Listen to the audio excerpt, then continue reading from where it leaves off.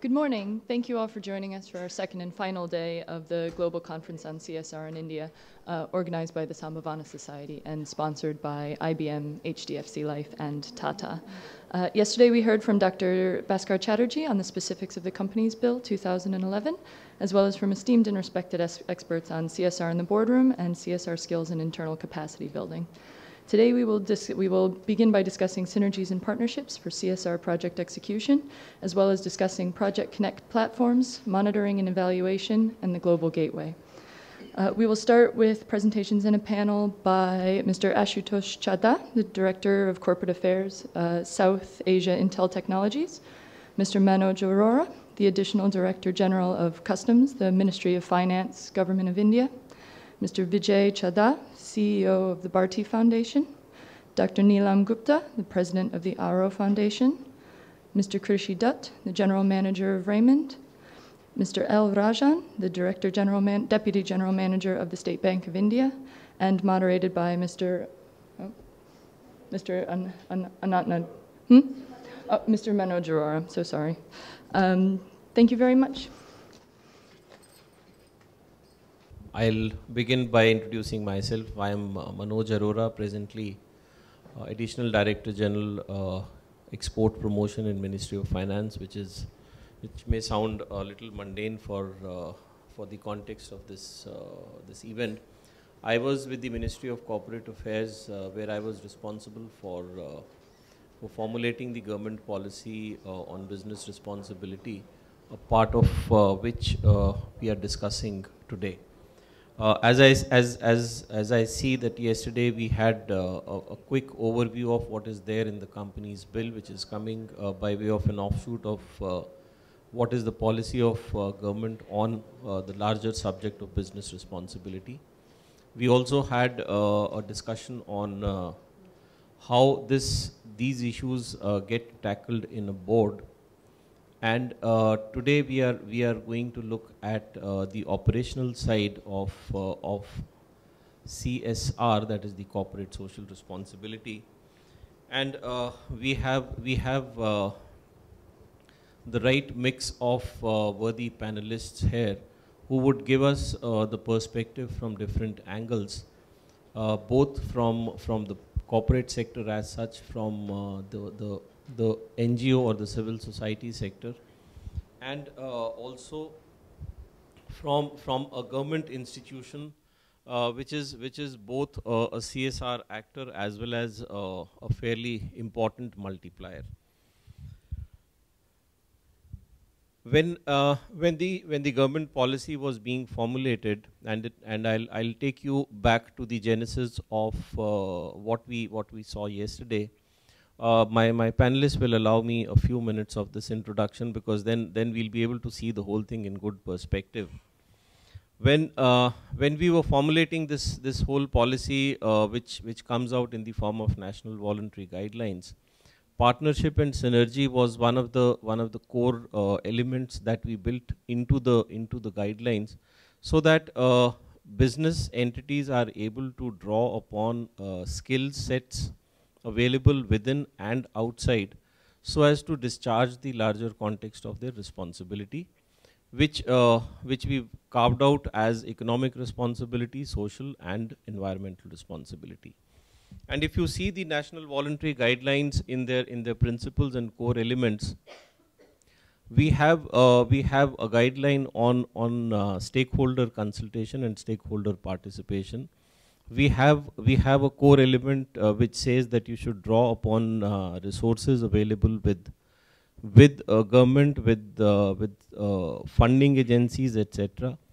And we have principles and core elements which say that you should spread the concept of your business responsibility across your supply chains. So synergies and partnerships for discharging the larger issue of business responsibility, and in the narrow sense the corporate social responsibility principles, is an inbuilt issue. The fundamental issues which we have to look at is, number one, Do companies really see value in this?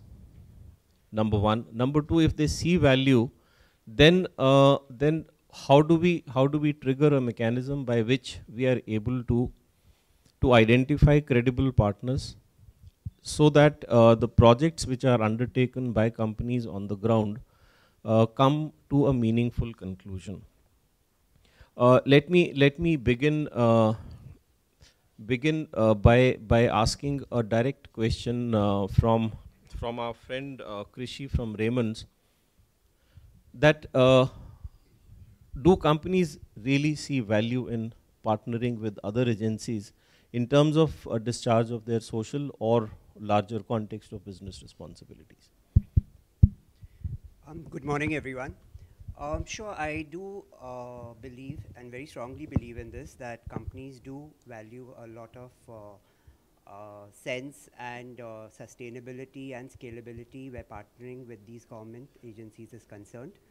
And also, you see, there has to be, from the business point, a sense that this is for our gain too. Once the corporate decides to do it, like in our case, if I talk about the Raymond's initiative where we are working for the tailors. Tailors is one of the important stakeholders in our business. So the concept is very clear. You know, the tailors are dying. So in case Raymond does not step in, or any other textile major doesn't step in to help this dying art, then who would buy a fabric tomorrow? So our sustainability is also important. So once the corporate starts buying this, that because of our sustainability, it may sound a bit little selfish, but let's get very clear. I mean, you can do philanthropy for some time, not every time. You have to be very clear that this is also going to help us, not only in terms of your business, but also in terms of what you give back to the society. You know, you have to have a marriage of all these concepts. And once that is very clear, then yes, partnerships can work, things can go forward. Everybody has their own agenda to accomplish. And if it helps and contributes to the betterment of the society, then why not? Yeah, thanks. I think it's a very interesting project for all of us to note, where it's a win-win situation between what the company's agenda or perspective is, and how you reach out to your first level stakeholders, that is the tailors. And as very rightly said, that if tailors are not there, who will buy fabric? Ashutosh, you also do a lot of work with civil society organization. Your company does a lot of work. What is your experience in this? And while mentioning this, I'll particularly request you to shed some light on the fact that how do you find a credible NGO to work with? Yeah, so if I would just add on to what Krishi said, I think it's really very important and very critical, we feel, that we work with partners, NGOs or government, etc., to drive these programs. For, I would say, 2 or 3 particular reasons. One is, we can't solve the problems ourselves. The second is, we may have the skills, we may have the management techniques, we may have certain amount of knowledge, but we don't have the local adaptability or the local knowledge of where we are trying to address these problems with. And the third is, at the end of the day, when you work with a partner, what is extremely critical is that, and that will sort of address the question that you're talking about, is you will sort of look at meeting of minds, right? So I would actually like to twist the question and say, it's not the issue of finding a credible partner. It's an issue of finding the partner with whom you can come to one combined vision of what you want to achieve. I as Intel, or we as Intel, have our own objectives. We have our own vision of what we want to do, what we want technology to do, and what we want to do in the civil society. What our responsive CSR is, what our strategic CSR is. There will be NGOs, there will be governments who will have certain visions of what they would like to do. The tipping point is to make sure that whichever is the partner that you work with, you ultimately come to combined visions and goals and a clear understanding of what you would like to together achieve and be accountable for each one of that. That's the most important thing. And that adds to the entire credibility exercise. Yeah, thank you. Let me now ask Mr. Rajan, because he works in a very typical environment where he, on one hand, is a banker, on the other hand, he also represents the state, and then as an organization, they have their own CSR responsibility to discharge. And Mr. Rajan, do you engage with civil society organizations? Do you partner with them? Do you find government as such forthcoming to share its resources and skills to you know, help you with your agenda and your projects?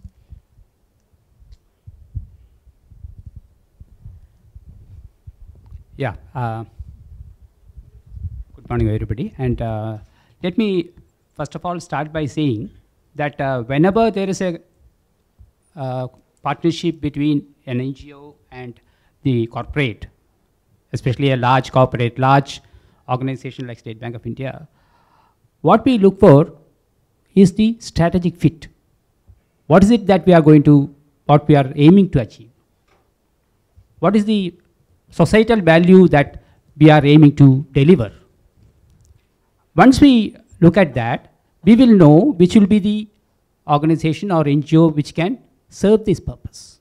There has to be a strategic fit. It cannot be that we have some mission, we have some vision, and the NGO is totally at a different plane. It cannot be that. The NGO has to fit in very much with our CSR vision and mission, and only then it becomes a strategic fit.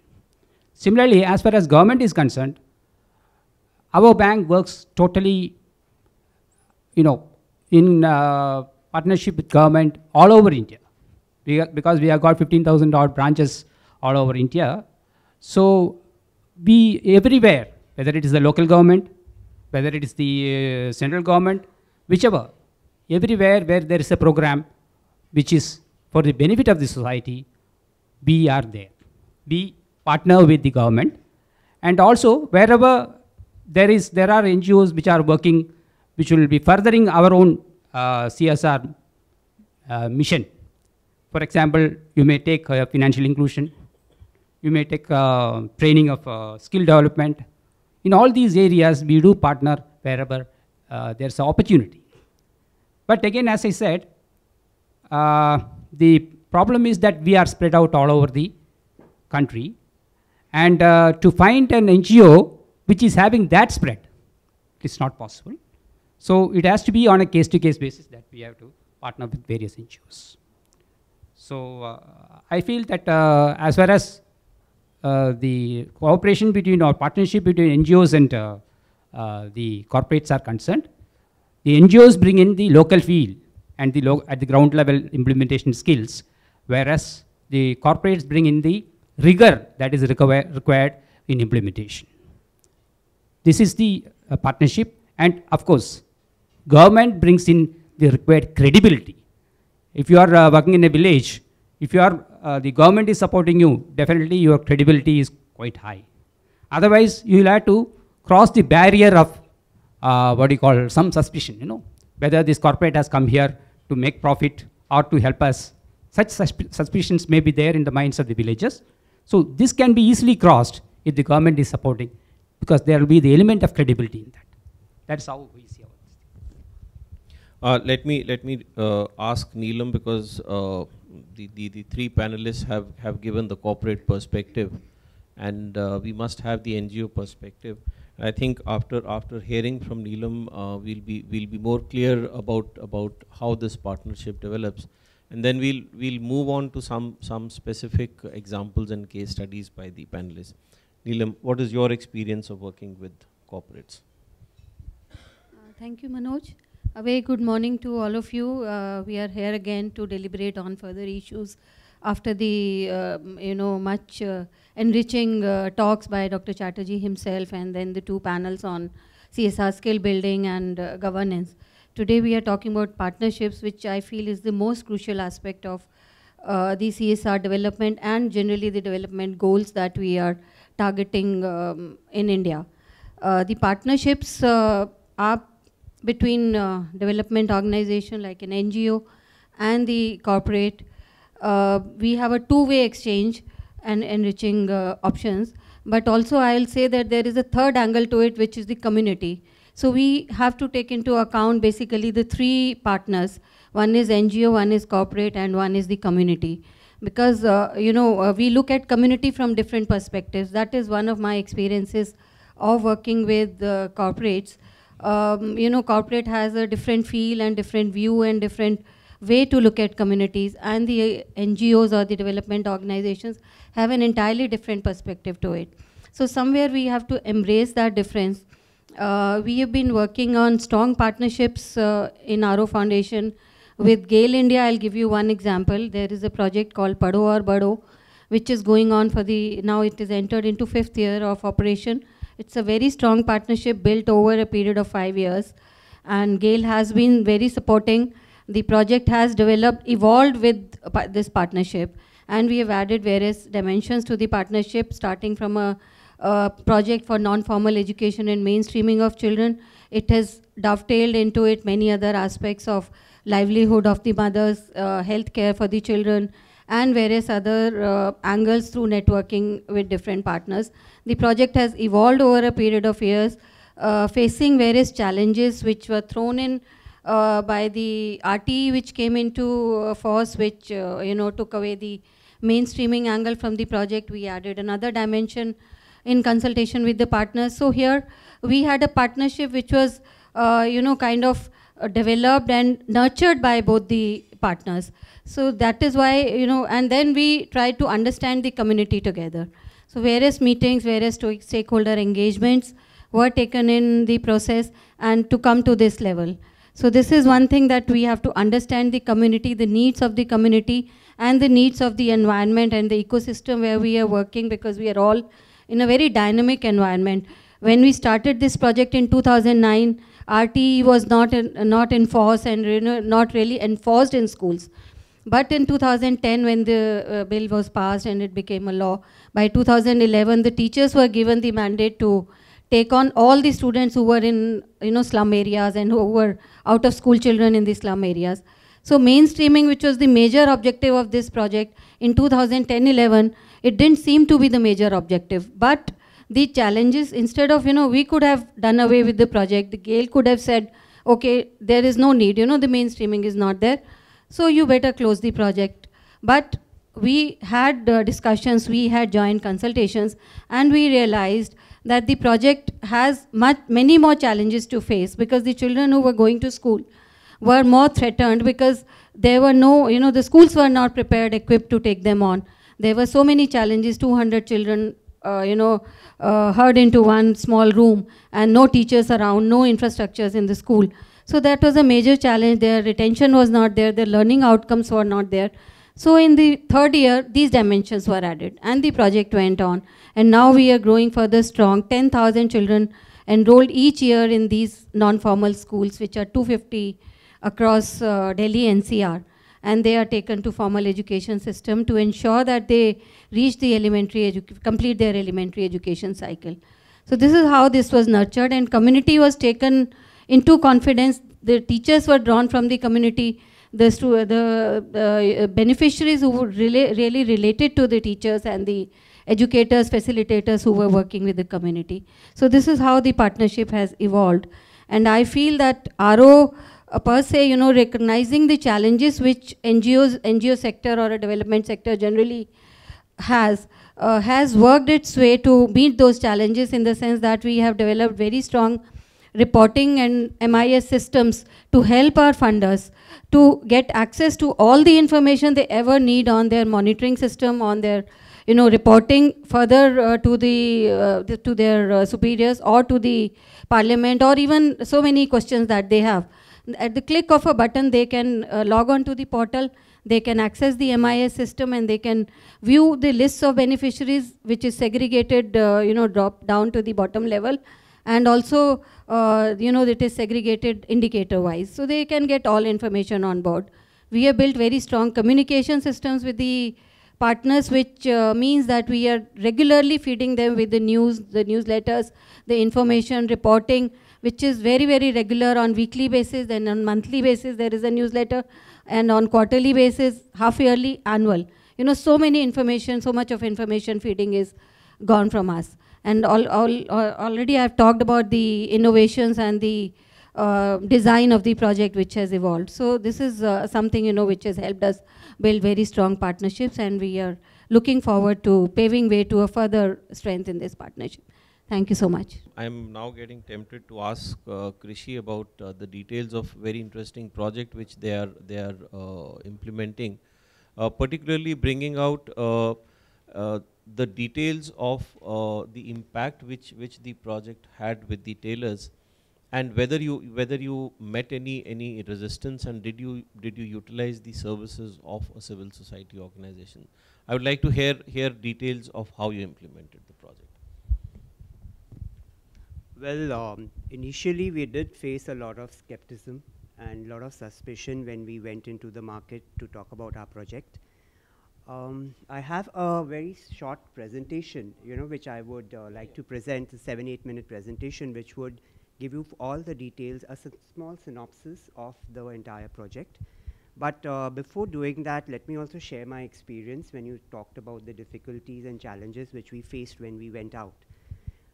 Since we were targeting the tailoring community, it made sense to refer to the 2001 census and see from where and which state you get a lot of tailors coming into the system. So there were 2 states which came up. One was UP and the other one was Bihar. This was last year. We started this project in May 2012. Now, we had a choice between 2 states, and common support was very important for us to get into this. UP was going in for elections. Nobody was sure that one government would come in power. We all thought there would be a fractured mandate. So we opted for Bihar. Bihar government was very pro, was very active on this. We always believed in a top approach and go on the top and then come down. So we met up with the CM, Shri Nitish Kumar. He was very helpful and very supportive of this initiative.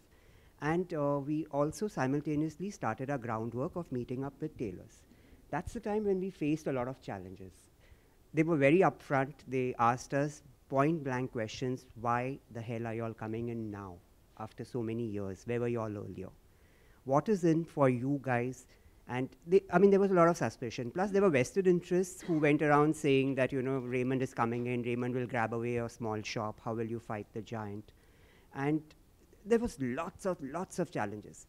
There was a time when in one shop I was literally thrown out. I was all suited, booted, but yet that guy didn't care. His master kept egging him because the master was scared that he may lose his job if such a big giant comes in and starts doing work on tailoring. All our talks of telling them that we are here to support you guys, to help you up and come up, provide you with the infrastructure, there was no listening. These were the challenges which we faced initially, and nevertheless we started. We started by connecting with NGOs, we started by connecting with governments at various levels, various departments. There is a huge support which the government can provide, and they have the means. They also have the financial conditions totally streamlined for such kind of projects. But sadly, there has to be a way of getting these things organized, which I think is still very premature where the governments are concerned. There are departments like the Livelihood Mission, there is the Rural Development, there is the Minority Cell, there's Women Development, there's Education, Skill Development. They have the funds, and we require the funds. But how do we channelize it was another big challenge. But of course, over these last 10, 11 months, it's been a big learning experience, and there are a lot of success stories which I would present in my presentation. Yeah. I would need to step down because then I can see it. Thank you.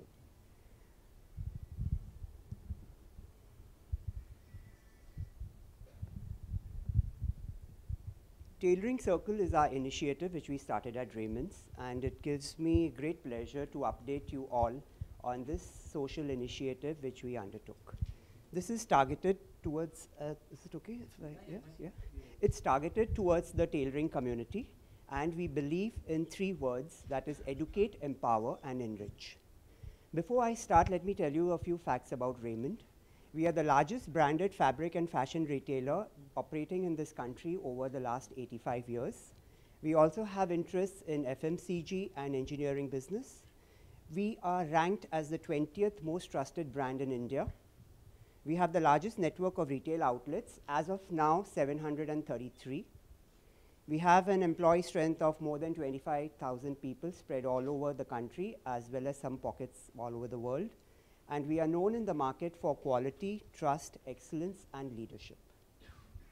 These are our brands. The first horizontal line is our textile brands. That's Raymond, Raymond Yuko Denim, Raymond Zambaiti, and Makers.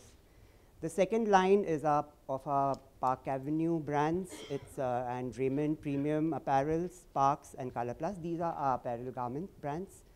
The third line is dedicated to our to our engineering business. I don't know much about them, but those are the brands. And the fourth line is our FMCG business, that's JK Helen Curtis, Premium, Kama Sutra, and the retail business, that's the Raymond shops, which you see across the country, and Made to Measure, which we have started about 2 years back. Raymond also has undertaken a lot of other CSR activities with the support of various state governments and ministries of India. Notably, we have the JK Trust Gram Vikas Yojana, which works in the rural sector, and they have programs like the cattle breed improvement, integrated rural development, and Raymond embryo research. We also have interests in education, and we have schools like the Srimati Sulochana Devi Singhania School in Thane, Kailashpat Singhania High School in Chindwara, and the Raymond Rehabilitation Center and the Raymond Tailoring Academy. Tailoring community in India, these are the facts concerning this particular community. Against the census, as per the census of 2001, there are only 36 lakh tailors in India. 70 to 80% of them come from the Muslim minority community. They face a stiff competition from ready-made garments. They just can't match with those garments. They don't have the infrastructure, they don't have the machinery, they don't have the skill upgradation. There is no social support for them. They work under pathetic conditions. And even if you consider the inflation, over the last decade, inflation has gone up by 9.3%, whereas their revenue in terms of how much they charge has gone up by 3 to 5%. So they're not making money, they're compromising on the quality, without realizing that if they compromise on the quality of the garment, the customer will not come back, but they are not concerned about that. They are just dying. They are dying.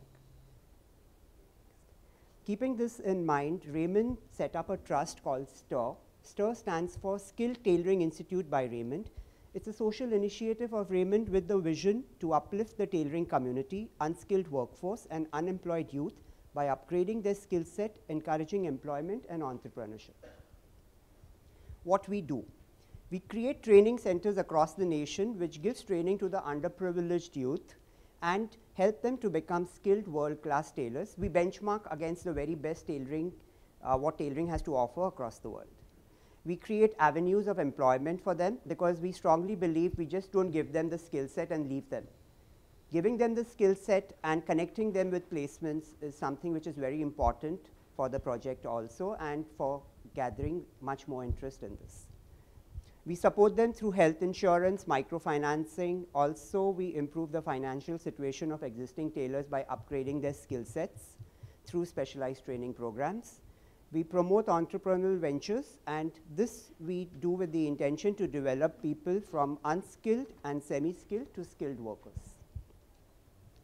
This is what our tailoring center looks like, the very first tailoring center which came up in the city of Patna in May 2012. We enrolled in 150 students, and 77% of them were women. This was just, can we just stick to that? This was just an ordinary gala. This is in the premises of ITI Digha. So when I was talking about government support, the government came forward and gave us the space free of cost so that we could utilize this. Of course, we had to redo the entire thing because this was in a very shabby condition. And this is how the entire effort of the team and came up when we set this up. These are some clips from the inauguration. We had the Chief Minister of Bihar, Mr. Nitish Kumar, and the Deputy CM, Mr. Sushil Modi, who inaugurated the center. Our CMD, Mr. Gautam Singhania, was also present. And the picture below shows what the center looks like. We offer 3 kinds of courses: shirt making, trouser making, and coat making. This is as of now. We intend to bring in more courses like ethnic wear, and in time to come also introduce women wear. But since Raymond is predominantly a male apparel company, we are concentrating at these 3 at the moment. These are intensive courses, 5 to 6 days a week from morning to evening, and the timings are from 9 to 5.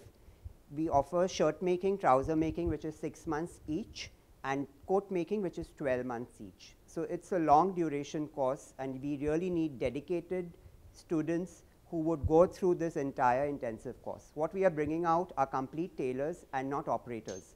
So the guy who comes in is totally raw, and when he leaves, he knows how to take measurement, he knows how to do the pattern, he knows how to cut, he knows how to stitch the entire garment on the best machinery available in the world today, and pack the garment and give it to the customer. So he is a complete tailor. The courses are free of cost. We don't charge them a pie. We do take a security deposit, which is returnable after they successfully complete the course. This is just to bring in some sense of responsibility in the students. We have 250 students graduating in a year.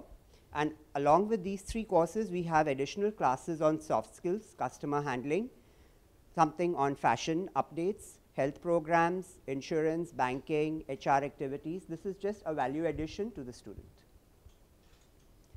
These are some of the cliques of our students in action in studying mode, where they are operating on various kind of machinery. These are all high-tech machines.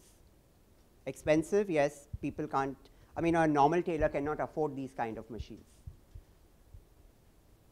Now, there would be a question in your mind that if they cannot afford this, how would they use it? So we are also going to set up centers which will be workshops. There are like 100 factories which would be spreading all over the country, and the tailors can outsource those customized garments from them.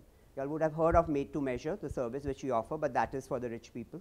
I mean, only a rich man or a woman can afford that service, considering that it's expensive.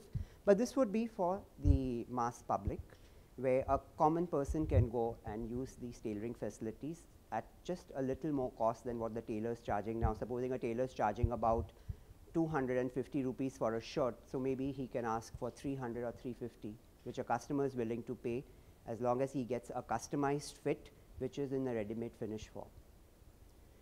These are some of the machines which we have at the center, specialized machines, the fusing machine, the stitch of arm machine, the cutters. And those are not the normal sewing machine. They are Juki sewing machines which are automated, and you can also use them manually. The outcome of our first training center was that 100 students in March this year graduated successfully. They got their certificates. We managed 100% placements for them at the Raymond shops, at the MBOs, in the textile garment industry where they needed masters. So all have been successfully employed. They are earning anything from 3,000 stipend to 12,500 from the first month itself, considering these children were not earning even a rupee. Since we work with school dropouts, we get students who are about 17, 18, 19 years of age, and they have started earning now. We also had some students who were tailors, but they had come in to hone up their skills further. And these tailors have started earning almost 30% more than what they were earning in the past. And we also offered training skills at NIFT at Patna, where we got in tailors, about 20 of them, where we upgraded their skill sets. This is a clique of our students holding their certificates, some of our students. Yeah. These are some testimonials which I would like to share. This is Jitendra Kumar, who is a tailor by profession. And he says that after coming into the center, he learned on pattern and quality stitching, and his customer inflow has increased. This Bubbly Kumari, she is just as bubbly as her name is. She says that Raymond's tailoring center has shaped up her life, and she talks about various dimensions which the center, through its course, has added in her life. This is Mohammad Imtiaz Hussain, who's also a tailor by profession. He talks about the quality parameters which he was not aware of.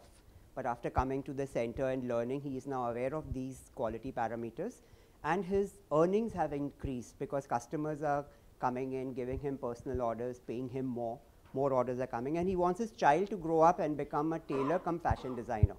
Now, this is a very important statement because, as I mentioned to you, when we did our rounds of tailors, we saw that the next generation is not interested in coming into tailoring. They have many more options available. We came across some tailors who were very good-sighted, who ensured that their children took up good technical courses.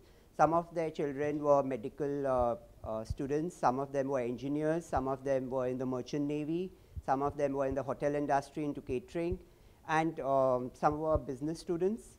And there were also a lot of tailors whose children had taken up jobs as sweepers. We met one tailor in Thane who said that his son prefers to be a sweeper in a mall because he gets a check of 8,000 to 9,000 rupees at the end of the month, and that's exactly what his father earns in a month with all the hardships and in pathetic conditions. So he says, at least I get an air-conditioned atmosphere, I get to see good faces walking in and out, and I just have to sweep the floor and I make the same amount of money which my father, in spite of being a good tailor, earns.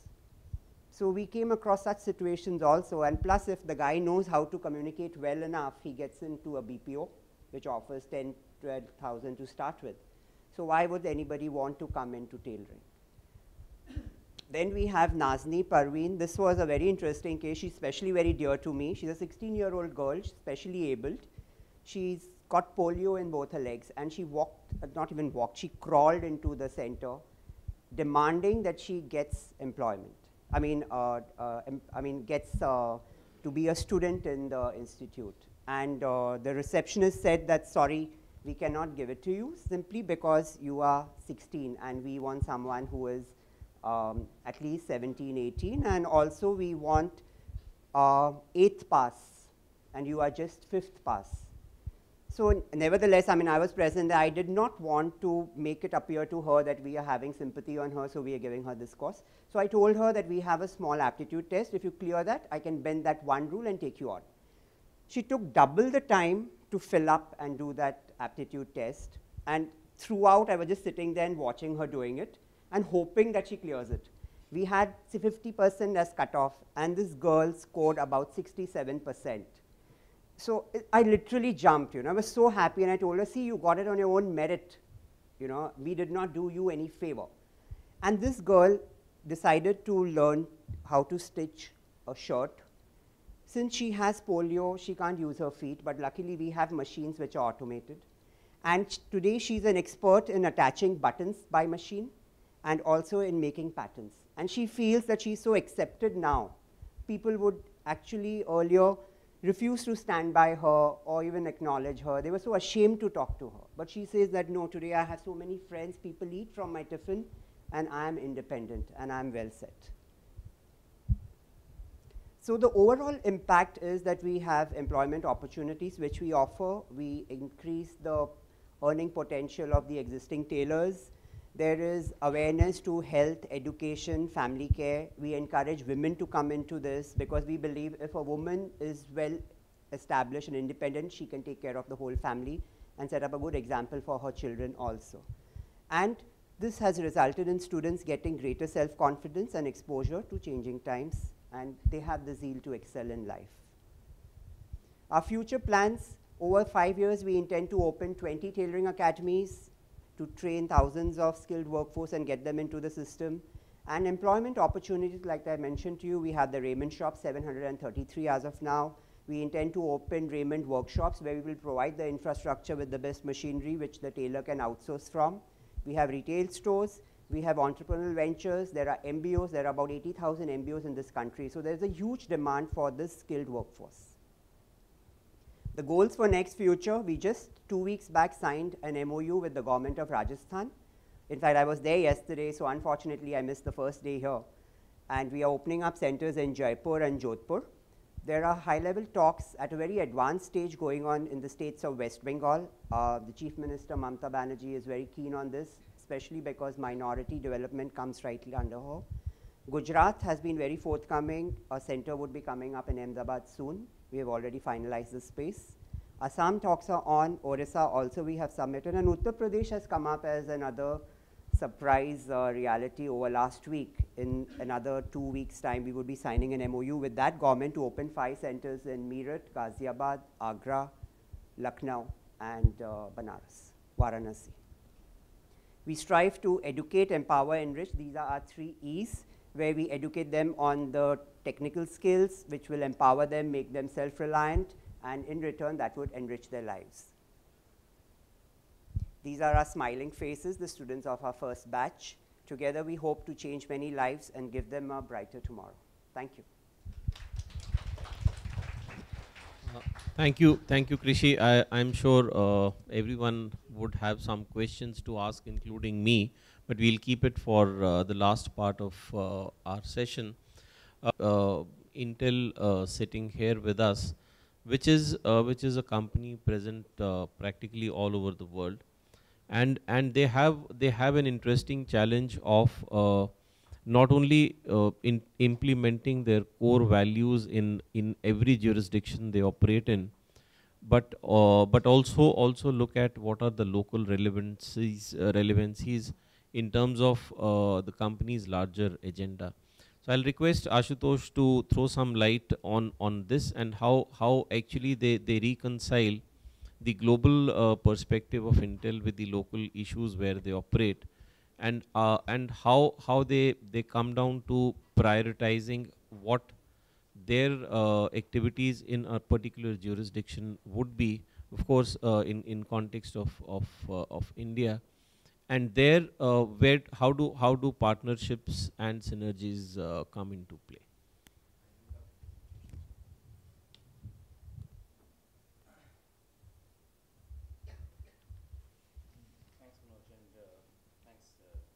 Very good presentation, actually. And I'll sort of draw on that to illustrate a point here also. So I actually titled my presentation Synergies and Partnerships for a Successful CSR Implementation. I can't see the presentation over here, so you'll know whether I'm actually reading to the presentation or speaking off my head. So what I'm going to try and endeavor is, as Manoj said, is try and look at how we as a corporate, or maybe actually any corporate, looks at CSR projects, and then how do they go at defining what projects they need to do in the local context, in the global context, as well as, and from there on, how we look at partnerships, right? But what I'll try and do is, I'll try and start with one of the simple, okay, this doesn't seem to be working. Can you click on that, please? I'll start with one of the projects that we did, which in our terms we call it a responsive CSR or generic CSR.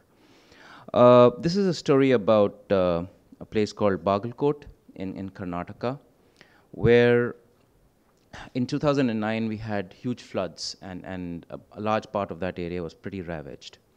And a lot of the gentry over there were actually faced a lot of problems because of the fact that most of the land got denuded and things of that sort happened. And most of the families there lived on very small farm holdings, and they were actually facing a major situation. Now we came in and we thought that we need to do something, but we said that it's very easy for us to cut a check and go away. It doesn't make right, but we found that doesn't make sense. We wanted to look at doing something which made it sustainable and made it long-term as far as Bagalkot was concerned.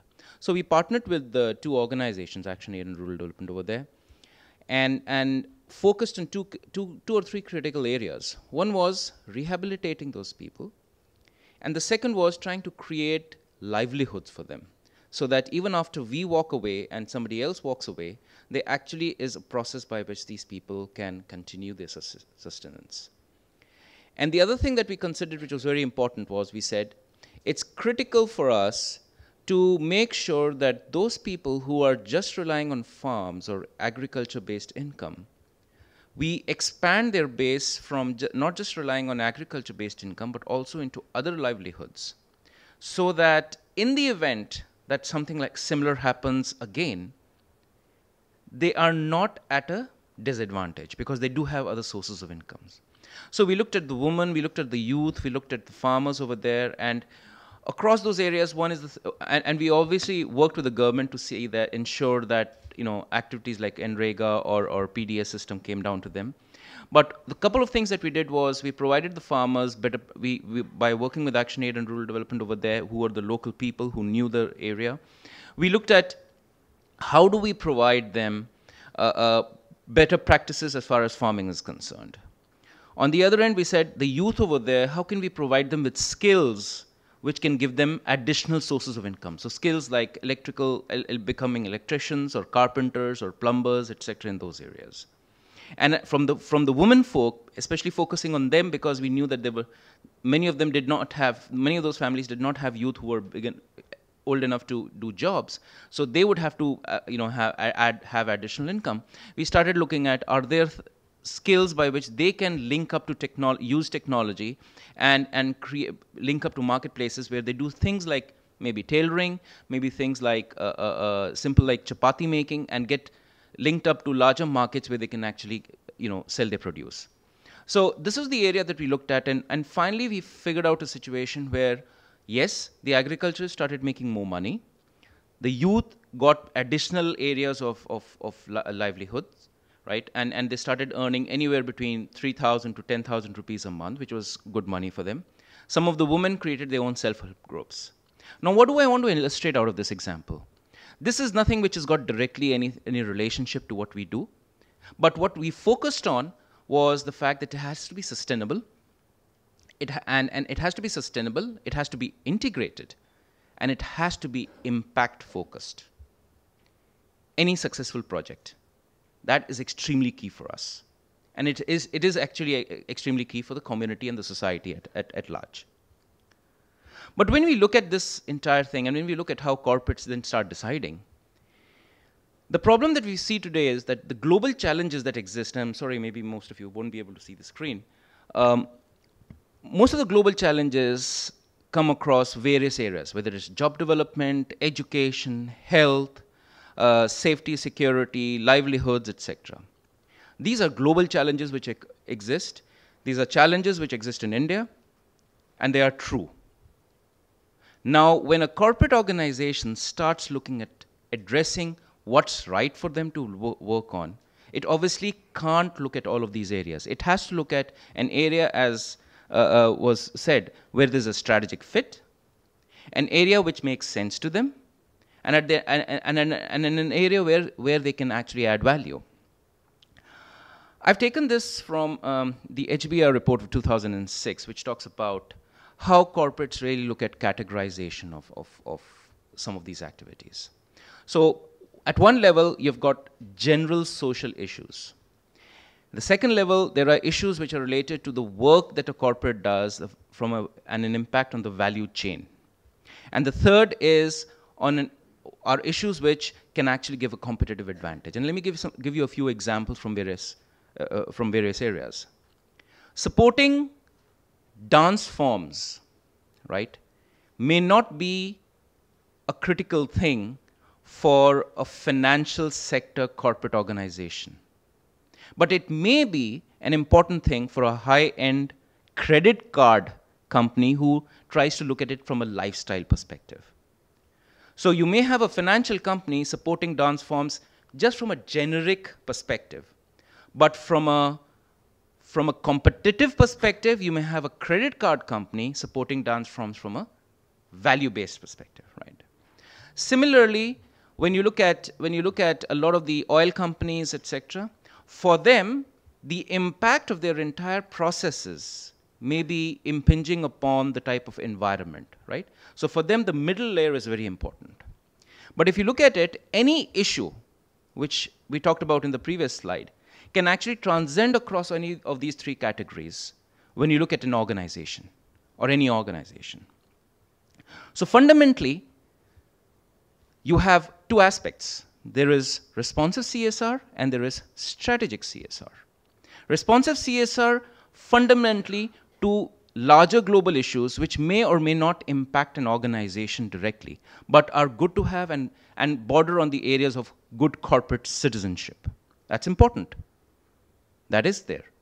But at the other end, there is strategic CSR, which equally is important, but merges more importantly with the partners who get involved, right? And it gives not just a competitive advantage, but also gives a value. And I think so to a large extent what Raymond is doing with the tailors falls into this very clear strategic CSR. Because there is value that you're adding back to the society, and there is a value that you get back from that society, from that tailoring committee, as far as Raymond is concerned. And that is actually, I think so, a very important factor. Because that's where the balance exists. Responsive CSR helps you address negativity. Strategic CSR helps you expand your horizons. And that's where the shared value concept comes into picture. Right. And you know, whenever we look at CSR as a means of saying, or business as a means of saying, I will only take from society and not give back, or CSR as only a means of saying, I'm doing CSR because I want to prevent anybody saying something bad about me when something bad happens, that's wrong. And that's where you need to have a balance between responsive and strategic CSR. And that's how we as corporates look at identifying partners. What values that partners can bring is very clear across a whole range of areas. Skills, efficiency, local knowledge, management processes. But at the end of the day, it's fundamentally how what I have and what a partner has or another partner has, how do we make 1 + 1 equal to 3 or equal to 4 or 5? And more than what an individual organization could do. That's why good partnerships exist. And when we look at how we move across partnerships, sorry. This one? Just a second.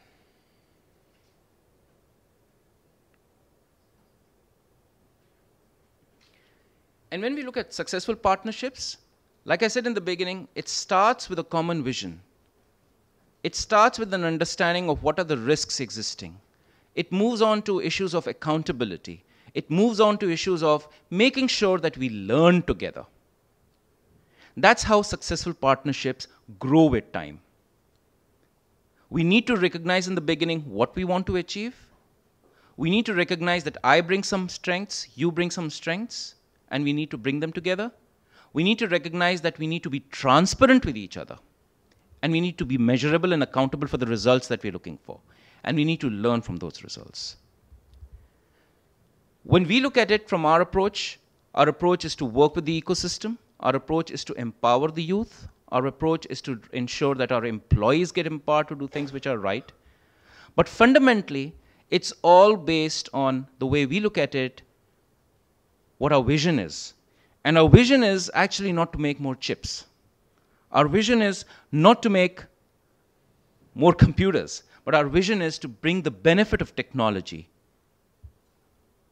in whichever way it's possible to the citizens of the world. And that's how, when we look at the first few slides where I talked about how we identify, how we look at localized issues, we look at our vision, which is a global vision, and then we look at, we're working in India, or we're working in Venezuela, or we're working in Burma, or we're working in Vietnam. What are those things that we need to address? So for example, in India, we do a huge amount of teacher professional development. Over the last 10, 12 years, we've trained nearly 1 million teachers in this country, not just on the better use of technology, but more importantly on better teaching practices. 2 years ago, we started with a project in India which was called Digital Inclusion, because we firmly believe that if we need to harness the strength of technology to drive social economic growth in the country and leverage and support all the government programs like the National Optical Fiber Network, etc., and bring the benefit of technology to the end customer, it's important for the citizens to know how technology can benefit them. And knowing how technology can benefit them does not mean making a PowerPoint or working on a spreadsheet. Knowing how technology can benefit them is knowing how it can add to my social status, it can add to my economic status. And I'll end with one small story, and I'll actually use a story which is very similar to something which Krishi talked about.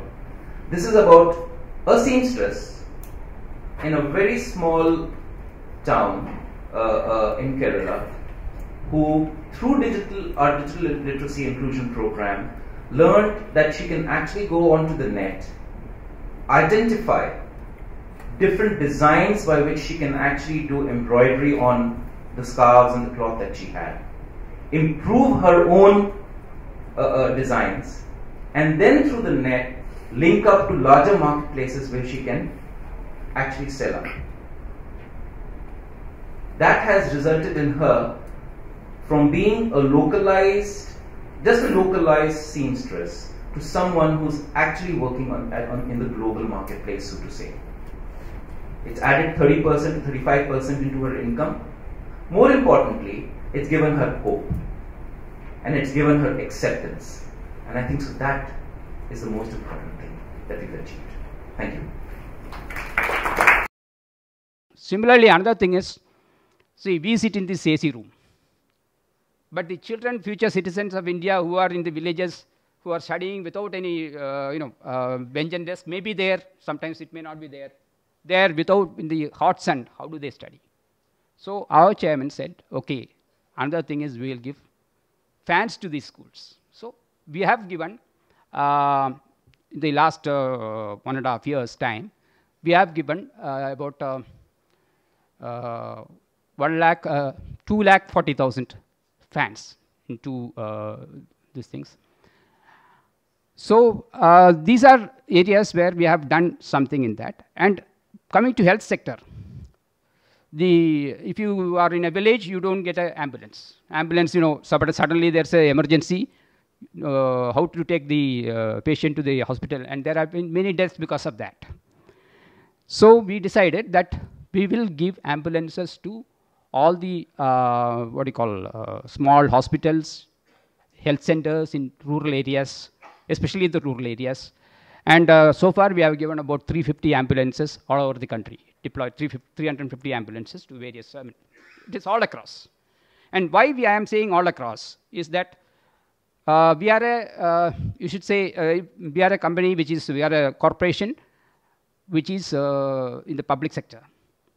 So the demands on our CSR is that we should not be confining it to some area, some particular area, etc. So our CSR is spread out all across the country. You may say that we are you spreading it too thin? Maybe I don't know. But then the point is that we have to touch the lives of each and every Indian. That is why we have been doing it all over the country. Similarly, when there is a natural calamity in various states, whether it is earthquake, flood, etc., we are called upon to support there. And in fact, Maharashtra, the drought is there now. And for this, we have contributed about 9 crores, not Maharashtra alone, Maharashtra it's 2 crores.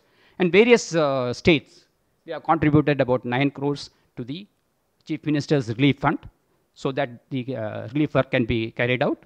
Similarly, providing, water tanks for collecting water in Maharashtra. In that also we have participated.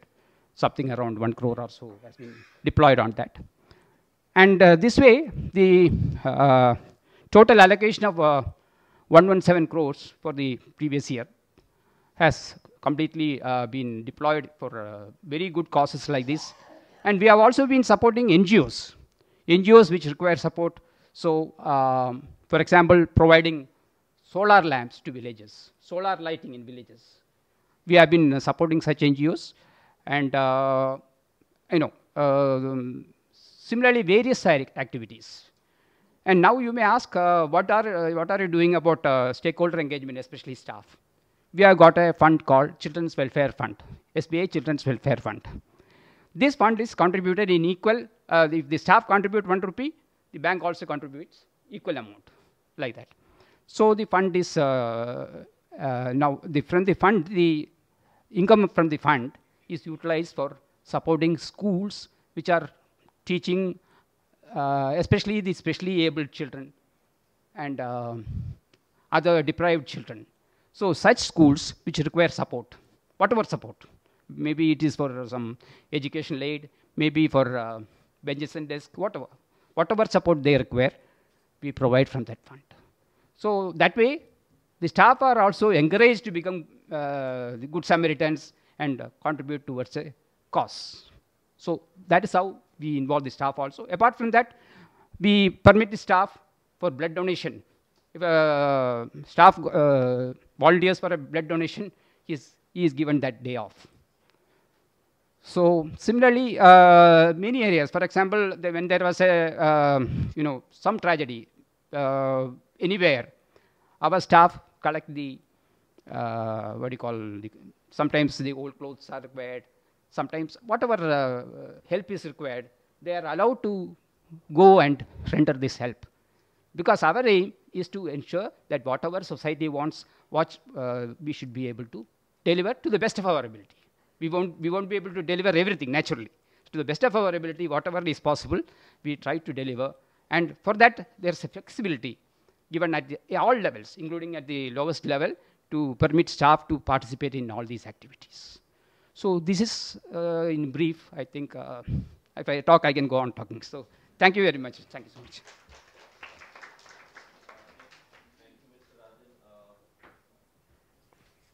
We have a little time left, and I would rather give it to the audience.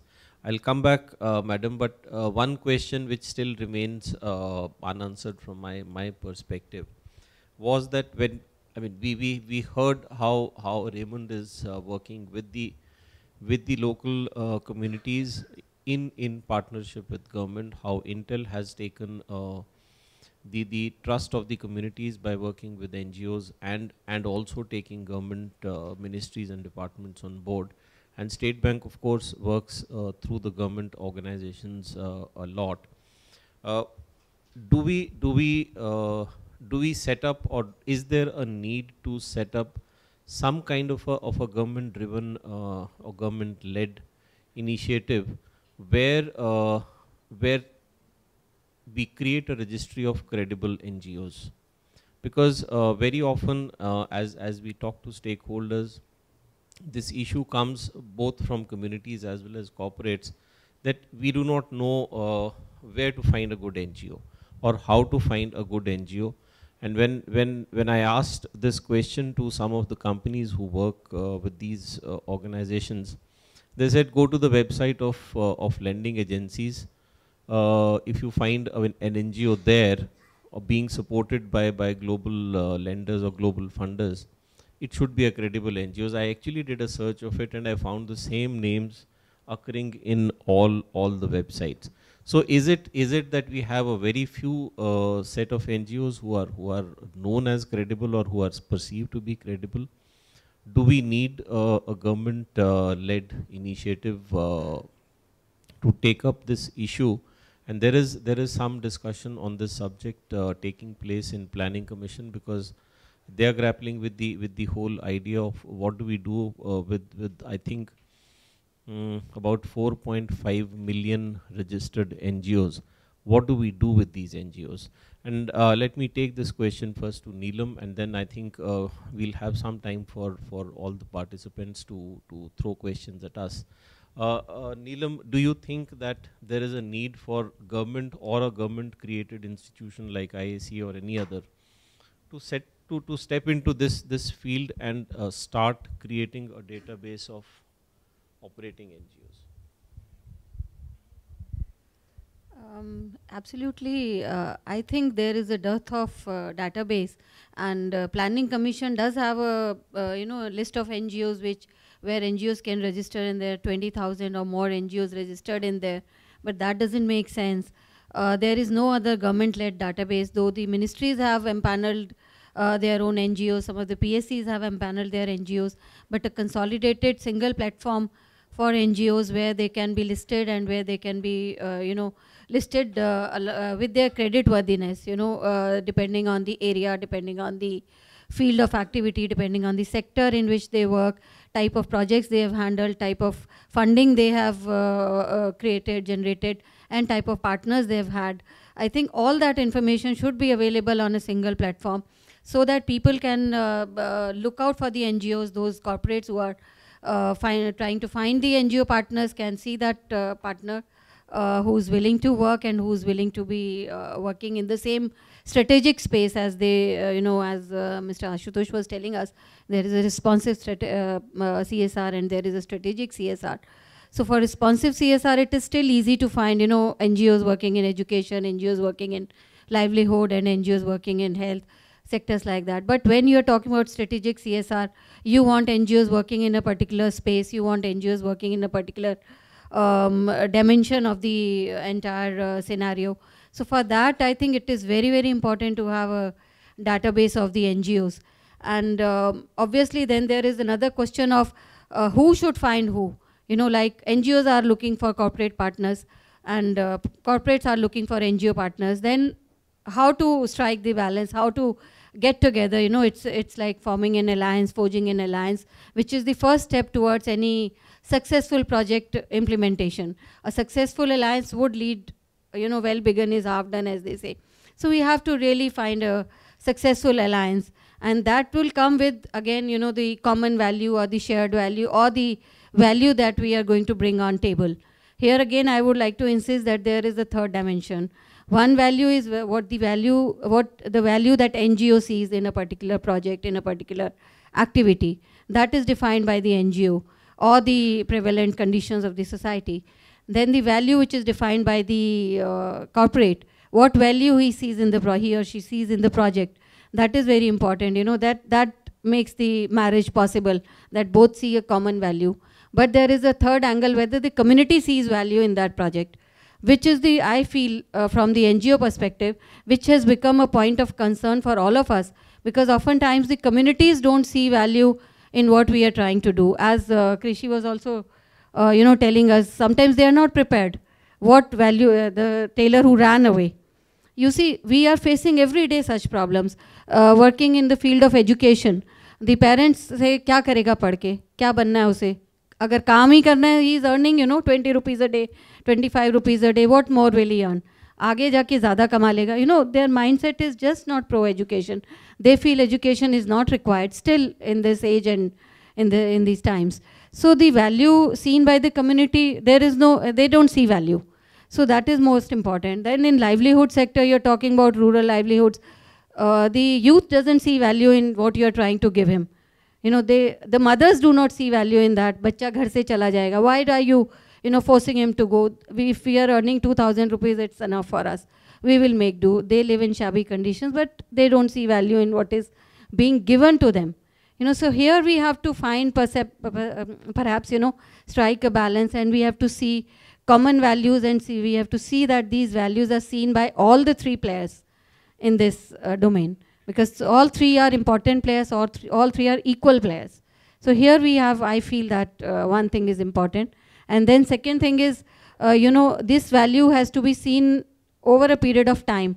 In a dynamic mode of living, it should not be taken away. One party should not feel, I don't see value in it anymore, and draw out of the partnership. So for a sustained partnership, you continue to evolve, continue to see the same core value in what you are trying to do, which is very, very important, I feel, for the partnerships. And we are here talking about three different entities. One is a social entity, one is an economic entity, and third is perhaps a non-entity, but in a social milieu and economically challenged. So here we have these three entities. NGOs are also somewhat economic in the sense that they are running an economic activity, and corporates are of course social. So I feel that we should have a good synergy between all three entities, and all three should come together to form common values and common ideas to take a project forward. This is what I feel, Manoj. I hope it's helpful. We'll be able to take 2-3 questions. So we will invite any specific questions. I will request that the question be precise and short, and if you can mention to whom it is targeted. My name is Sanjay Nagi from Market Insight Consultants. Question to Ashutosh. The heat and GHG emission of the chip, is it an Intel problem, is it an HP problem, or is it a Market Insight problem? And what are you doing about it? Sorry, could you? The heat and GHG from a chip when you run a laptop, is it an Intel problem, is it an HP problem who makes the laptop, or is it a Market Insight problem who uses the laptop? And what are you doing about it?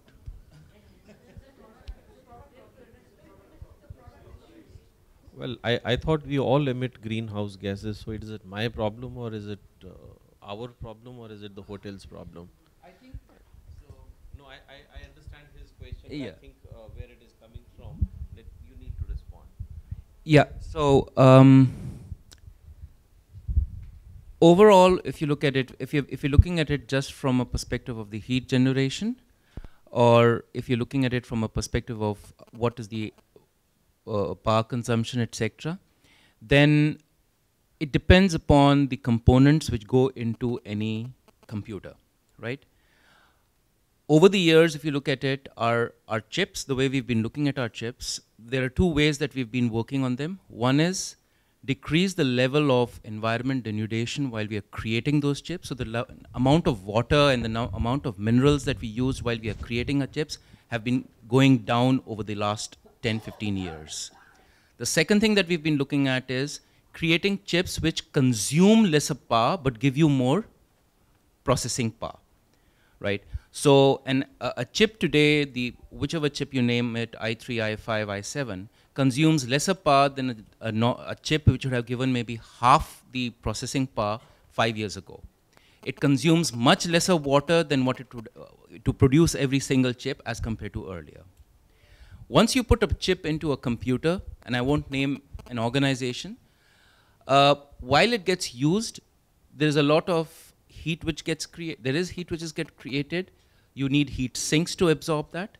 There are other components which get created by other organizations.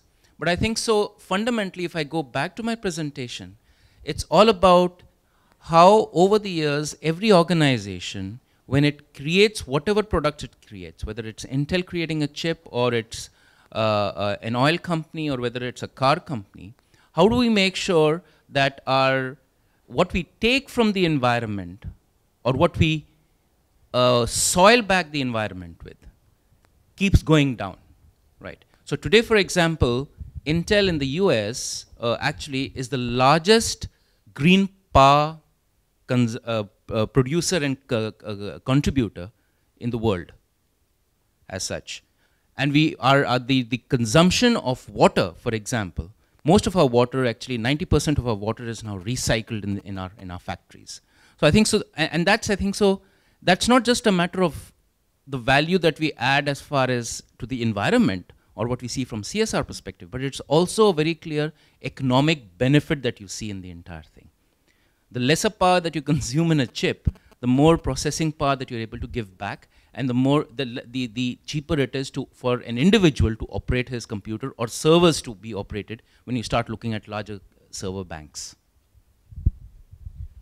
Let me add, see, if we go back to the National Voluntary Guidelines released by the Ministry of Corporate Affairs, the principle related to product design is incorporating everything that Ashutosh is mentioning, right from the design concept and the technology you use into making of the product, and how the product ends its life cycle.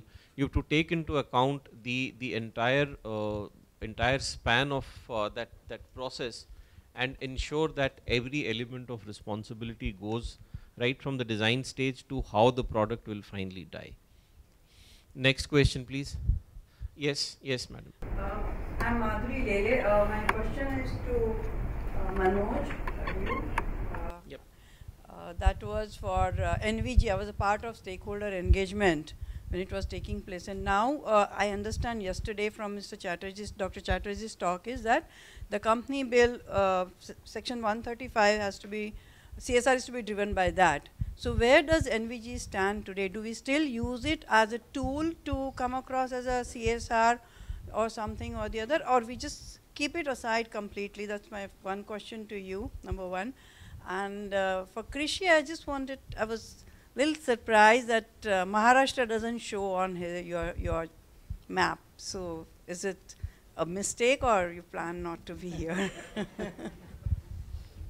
Thank you. Krish, would you answer first, and then I'll take it. Every city in India is on our map, including Maharashtra, but we went to the states where we had a larger population of tailors coming from, and also where the government showed more interest. So we intend to go everywhere in every state. Like I mentioned to you, over 5 years we intend to open 20. If not 20, at least more than that. I mean 20 and more than that. So we will definitely open in Maharashtra. We're just looking out for good partners. Yeah. And I would also like to add one point. I'm really very glad that we have Mr. Arora here on the panel, because normally what happens, I have seen in CSR activities, you have a government official coming, cuts the ribbon, accepts the garland, says a few good words and goes away. You know, it's the first time I have seen that somebody's here on the panel actively involved with the proceedings. So, I mean, it's a really very good sign, you know, especially having someone from the government side. Thank you. I think that was for Jasmeer, that please keep a garland for me for the next session. No, I'm coming back in the afternoon session, so please keep a garland for me. Okay, because I invited you. You're giving the entire credit to Jasmeer. Now, I think I must answer the lady's question in a little amount of detail, for which I'll take a minute or so. See, NVG's National Voluntary Guidelines is an aspirational guideline created by the Ministry of Corporate Affairs and released in 2011, which gives a national perspective on what business responsibility is. Now, it incorporates practically everything that a company must incorporate into its business model, so that it not only provides some value to the stakeholders, but derives a lot of internal value and sustainability for itself. And it's all centered around a win-win situation, something which we've seen in the example which Intel gave, and something really starkly coming out with what Krish gave us. So it's all about the larger concept of what business responsibility is, what is expected from corporate behavior and corporate conduct. Government in its wisdom wants to take the whole agenda of NVGs forward, and given the fact that there is a political system also prevalent in the country, a part of NVGs, a very small part of NVGs, is now going into the mandatory space. Since NVGs are essentially voluntary in nature, a part of it is going into the mandatory space, so that we on one hand we are constantly nudging the stakeholders and the companies to start adopting the NVGs. On the other hand, in order to give some concrete results on the ground, we also mandate certain things. The government has a plan of action in place, and those of you who are interested in this subject, I would request them to read the 12th 5-year plan document related to this, and it will give you a perspective on how this whole agenda will shape up from the government side in days to come. So it's a continuous process. We will have these interventions, these policy, legislative or regulatory interventions from different bodies of the government. Ministry of Corporate Affairs is creating this Section 135 framework. SEBI has come up with a mandatory reporting for 100 companies, which might get expanded to a larger set of reporting on business responsibility for listed companies. We have some action taking place in the Ministry of Environment on this. The Department of Public Enterprises is looking at the whole issue of responsibility beyond CSR for the public sector companies. So these interventions will keep on coming, and you will have to treat it as a continuum of government interventions. So NVGs is like a fountainhead or a mother document which remains at the aspirational and voluntary space. And it is not that government is asking you to adopt voluntary guidelines and then you will benefit out of it. You will benefit out of it per se. So you have to look at it from that perspective. Yes, a part of it, a small part of NVGs is getting into the mandatory space. Maybe in times to come, more of it will come into the mandatory space. The concept of NVG may get enlarged in days to come. So it's an evolutionary process. We talked about the programs which we can take for CSR. Say for example, NVG is applicable to MSME also.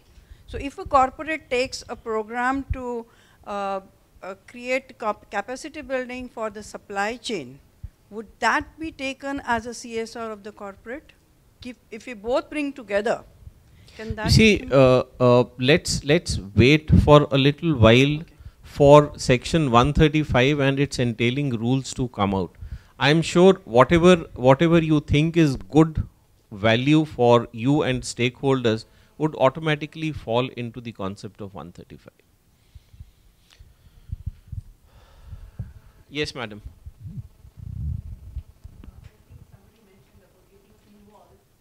And yesterday also a lot of mention about the CSR activity does not just stop with grant donation, though we would like that also, but getting involved. But I find from SBI's presentation that it was giving grants of crores. But I mean, is there any activity involvement also implied? Madam, just let me explain it once again. Giving of grants is dependent on the activities which the NGOs are taking. And the entire amount of what 117 crores I said, most of the things we do directly through our branches. That is a part. There, for example, the water purifier or whatever it is done by our own branches, and it is what do you call? It is all under the scrutiny or audit of our own internal structures. So that is how it is done. Whereas when we are giving a grant to an NGO for a particular activity, we involve ourselves in the activity to see that this is grounded. Grounded means, I mean, this is implemented properly. That thing is ensured by two ways. One is, first is the due diligence on the NGO.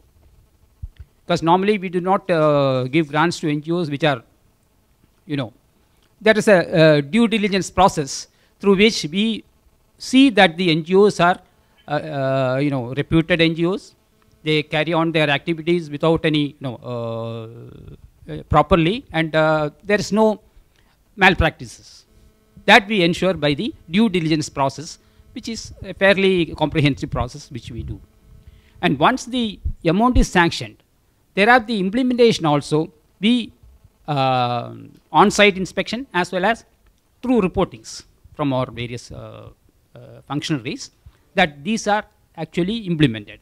And again, what we do is, most of the things which we give, for example, I mentioned about ambulances. We normally give tangible assets, the value of which can be very much, it is in public domain. For example, if you say an ambulance of a particular model, anyone will know the price. So there is no question of any leakages anywhere. So we ensure that most of the donations we give to various NGOs are for fixed assets, or not fixed assets, I am saying tangible assets. Tangible assets, the value of which can be assessed by anybody. And in fact, even the schools to whom we are given the water purifiers and all that, they are put in our website. All the 40, now it is, last year it was 40,000 schools. The names are put in the website itself. This is to ensure, because we are a public sector organization, and we are subject to RTI and so many other worries. So we ensure that not only that the funds are utilized properly, but also we ensure that these are transparent. This is available for anybody to see. So that is how we ensure the funds are utilized properly. Well, I don't want to eat into the coffee break time, so I would stop here and thank a very interesting and distinguished set of panelists. Having worked in the whole space from the government's perspective for the last 5 years now, I find myself still learning and educating by listening to very distinguished panelists what we had today. So extending a hearty thanks to all the panelists for giving us insight into the whole issue of how NGOs and the corporates partner and synergize to bring meaningful projects in the CSR activity space. In the end, I would like to say that this partnership is more like a marriage, and an institution like IICA needs to start a matrimonial service where credible marriages are made. So some marriages are made in heaven, the rest will be made in IICA. But we will still have the arrangement of involvement as the lady was saying. So we'll have arrangements of love marriage and involvement like you had or Raymond's had, and let's see when we have some practice of outright elopement. So thank you very much. Let the partnerships continue and flourish, and let's hope some more action in this space. Thank you. Thank you, Mr. Arora. I'm sure IICA will perform those marriages, but the person who will be acting as a priest, mullah, or pandit will be Mr. Arora, of course. A very warm thank you to Mr. Arora, who though he has changed his ministry, but his heart still lies at IICA, and we call him father of NVGs at IICA, and also he's my savior. He comes whenever we call for such workshops, and is deeply involved. By heart, he's involved in this initiative. Thank you, sir. My hearty thanks go to Mr. Ashutosh Chadda also. Again, there are very few corporates with whom we work, and like as I was telling to Mr. Krishi Dutt, that there are many corporates who are doing good work, but it is not coming out in open. Many corporates which are doing good work, and we are involving them and bringing them to such platforms so that our NGO partners can also get connected. And the entire objective of this workshop, of this conference, is to synergize those efforts only. Mr. Ashutosh Chadda has just come back from Geneva yesterday and especially flown down to Mumbai for this conference. Thank you so much, sir. Thank you, Neelam. Neelam is a great, dear friend because, again, she is a savior. The person from Akshay Patra could not make it due to contingencies, and so I just asked her to take over. Thank you so much. Mr. Rajan, thank you so much. And Mr. Krishi Datta, thank you for sharing your perspective. May I request just me to please present a small memento. Can we have a huge round of applause for all of them? Of course.